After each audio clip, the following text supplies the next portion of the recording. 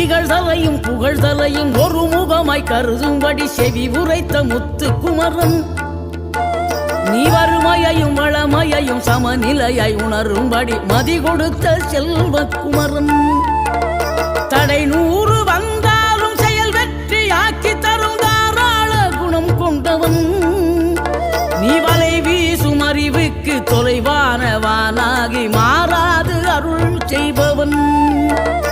தீராத காதலோடு திருவடியை தொழுபவர்க்கு திரவியமே தருகின்றவன்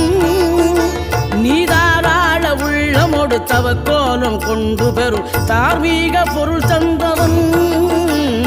தார்மீக பொருள் தந்தவன் ஆறுபடை வீடும் அருள் வழங்கும் முருகா